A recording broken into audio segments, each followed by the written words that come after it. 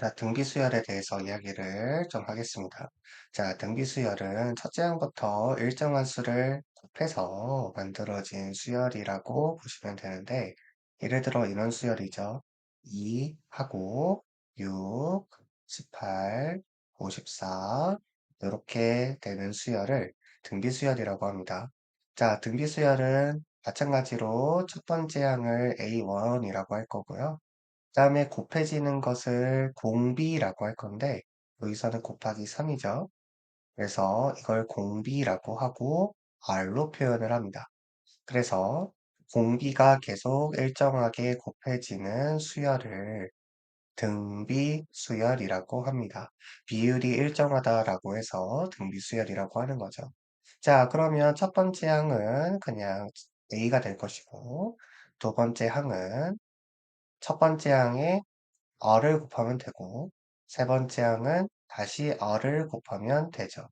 그러면 쭉쭉쭉 가서 a에는 a에다가 r에 n-1제곱을 곱한 거와 똑같습니다. 이렇게 일반항을 구해낼 수가 있고요. 자, 그 다음에 등차중항처럼 등비수열도 등비중항이라는 게 있는데 ABC가 등비수열을 이루고 있어요. 이런 경우에는 가운데에 있는 것이 제곱을 했을 때 양쪽에 있는 거를 곱한 거와 똑같다라는 관계가 등비중앙의 관계라고 보시면 됩니다. 비율이 똑같아요. 즉 A분의 B가 B분의 C랑 똑같아서 이걸 크로스로 곱해주면은 B제곱은 AC 이렇게 구해낼 수 있는 거. 이게 바로 등비중앙이다라고 보시면 됩니다. 그 다음에 등비수열의 합의 공식을 볼 건데요. 등비수열의 합의 공식은 1-r분의 a하고 1-r의 n제곱. n은 항의 개수를 의미합니다. 그 다음에 a는 첫째 항을 의미하고요. 그 다음에 위아래 마이너스 1을 곱해주게 되면은 r-1분의 a하고 r의 n제곱 마이너스 1 이렇게도 표현할 수가 있습니다. 여기에서 보면 알겠지만 분모는 1이 되면 안 돼요. 자, 그럼 분모가 1이다. 그러니까 r이 1이다 라는 거는 그때는 이제 이렇게 구할 수가 있죠. SN이란 처음도 1, A, 두 번째도 A, 세 번째도 A 이렇게 계속 똑같은 값이 n개가 나오게 됩니다. 그래서 SN은 NA 이렇게 볼 수가 있겠죠. R이 1인 경우에는 이렇게 구해주시면 됩니다. 자, 그 다음에 이제 원리 합계라는 것을 이야기를 좀 해볼 건데요. 원리 합계라는 것은 연이율이 R이고 1년마다 복리로 A1씩 N년 동안 적립을 한다라고 했을 때 N년째 말에 적립금의 원리 합계를 SN이라고 합니다. 그러니까 은행에 복리로 적금을 넣는다라고 했을 때 이런 공식을 따르게 돼요.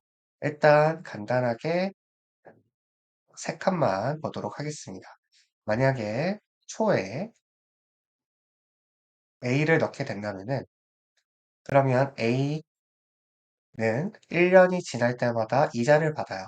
그 이자를 받는 그 비율을 R이라고 했을 때 AR이라는 비율로, 그러니까 돈으로 바뀌게 될 것이고, 그 다음에 또 1년이 지나게 되면 AR 제곱이 될 것이고, 또 1년이 지나면 AR 세제곱이 될 겁니다.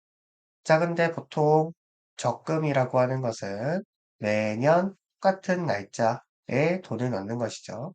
그럼 두 번째 넣는 돈은 또 1년이 지나고 1년이 지나서 AR 제곱이 될 거고, 그 다음에 이제 세 번째로 넣는 돈은 또 1년이 지나서 AR이 될 거예요.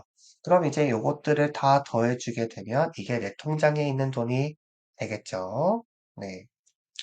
자, 그러면 AR 제곱, AR 세제곱 이런 느낌으로 이제 SN을 더해줄 수가 있는데 매년 초, 매월 초, 초에 넣는 경우에는 첫째 항이 AR이 된다라는 것을 기억해 주시면 되시겠습니다.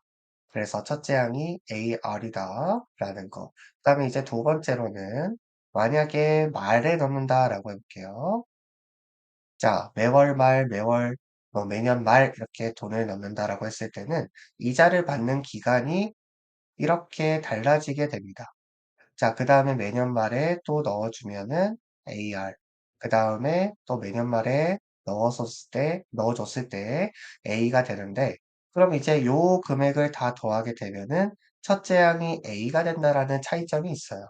그래서 초에 넣는지 말에 넣는지에 따라서 첫째 항의 형태가 달라진다라는 것만 좀 기억을 해주시면은 될 것 같아요. 문제에서 조금 자세하게 이야기를 드리도록 하겠습니다.